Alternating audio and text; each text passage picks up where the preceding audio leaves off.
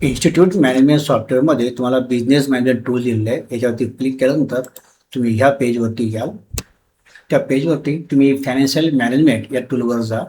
आपण पूर्ण एंडला जाऊया. इथं इथं एंडला आल्यानंतर इथं तारीख टाकूया 1 एप्रिल ते 31 मार्च. तर हा कालावधी तुम्ही सेट केला तर मागील पूर्ण वर्षाचं तुम्हाला तो रिपोर्ट तयार करून देईल. तो सांगेल टोटल इन्कम किती आहे, टोटल एक्सपेन्सेस तुमचं किती आहे आणि तुमचं नेट प्रॉफिट किती आहे हे तुम्ही डायरेक्टली तुमच्या सीएला देऊ शकाल. तुम्ही असं पण विचारू शकाल की आता सॉफ्टवेअर तर घेऊन आम्हाला 1च महिना झाला, 2 महिने झाले किंवा 4 महिने झाले, तर संपूर्ण वर्षाचा रिपोर्ट कसा निघेल. तर यासाठी या ठिकाणी काही तुम्हाला बटन दिलेले आहेत. हे रेकॉर्ड ऑर्डर इन्कम तुम्ही मागील वर्षाचे म्हणजे 12 महिन्याचे 12 एंट्री करू शकता. टोटल कलेक्शन किती झालेले आहे तुम्ही रिसिप्टमध्ये पाहून एक आकडा लिहू शकता. एक सिंगल एंट्री मला करायची आहे, तारीख कोणतीही टाका तुम्ही, पण त्या महिन्यामध्ये किती कलेक्शन तुम्ही वन रेकॉर्ड इथं टाकू शकता. 12 एंट्री केल्या की पूर्ण वर्षाचा रेकॉर्ड तयार होईल. एक्सपेन्सेसला तर त्याच्यापेक्षा कमी एंट्रीज तुम्हाला करायच्यात. तुम्हाला माहिती आहे की तुमचं फिक्स्ड एक्सपेन्सेस कोणकोणते असतात. स्टाफ सॅलरी असेल, रेंट असेल, लाईट बिल असेल, टेलिफोन बिल असेल, वगैरे वगैरे जे काय असेल ते तुम्ही एकच एंट्री केली आणि रिकरिंग म्हणून लिहिलं. तुम्ही मागील कितीही वर्षाचं तुम्ही सिंगल एंट्री करू शकता. तो प्रत्येक महिन्याला तो ऑटोमॅटिक एंट्री करत जातो. त्याला रिकरिंग एक्सपेन्सेस म्हणतात.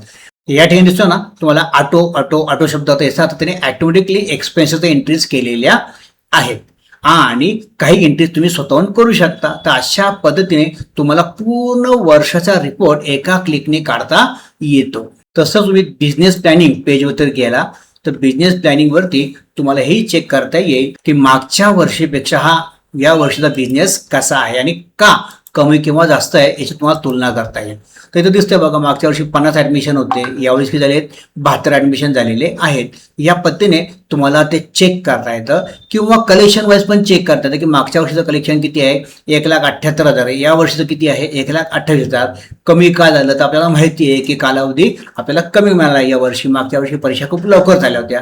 यामध्ये तुलना करता येईल. शिवाय तुम्हाला पाहिजे असेल तर आता 1 एप्रिल आहे, आपण पुढच्या महिन्याचं प्लॅनिंग म्हणजे चालू महिन्याचं प्लॅनिंग करू शकतो की मला मागच्या वर्षी 1,60,000 कलेक्शन झालं होतं, तर आता कलेक्शन किती व्हायला पाहिजे 1,60,000 पेक्षा जास्त. तर -20,000 का दिसत आहे. तर मी तुम्हाला सांगितलं मगाशीच की एक्सपेन्सेसची तो स्वतःच एंट्री करून ठेवतो. तर त्याने ऑलरेडी काही एक्सपेन्सेसची एंट्री करून ठेवलेली आहे म्हणून ते मायनस दिसते. आज 1 एप्रिल आहे आणि अजून एप्रिलची एकही एंट्री आपण केलेली नाही.